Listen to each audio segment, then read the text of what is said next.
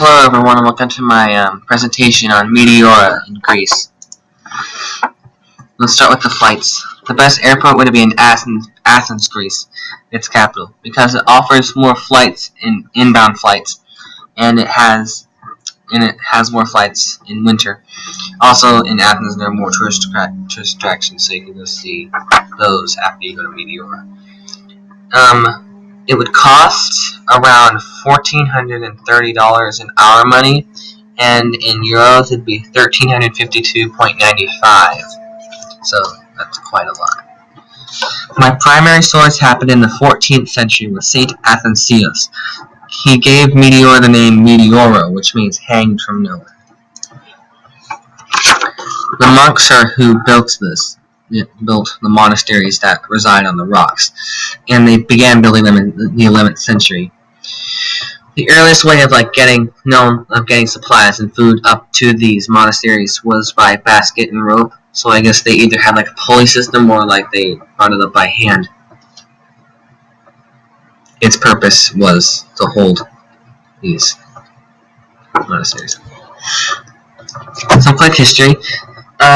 Meteora was shaped weird because it was more erosion and all this other stuff had that happen during the Tertiary period 60 million years ago.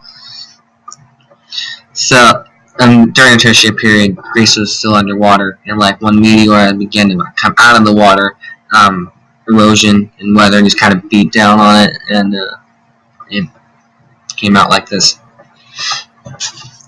And after that, in the 9th century AD, hermit monks inhabited this place, and in the 11th century, more monks came to inhabit, and they built monasteries here. And in the 12th century, they actually built a church. In the 14th century is when my primary source happened, and between the 15th and 17th century, Meteora began to thrive as a place where monks could come to and worship, and more monks even came.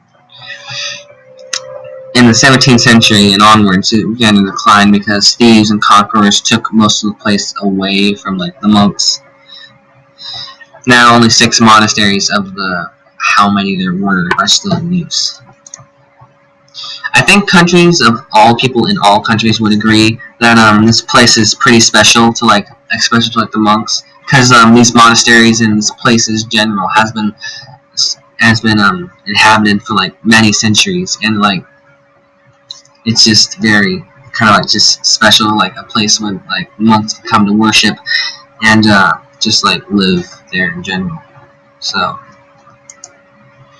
some things that were going on while Meteora was rising in popularity. The Holy Roman Empire was active along with the Ottoman Empire, which were 2 really big empires, obviously. And Leif Erikson, fun fact, during the 11th century when the first few monks came to create the monasteries, he went from Greenland to North America and founded, I think, a city in Canada. So that's the end.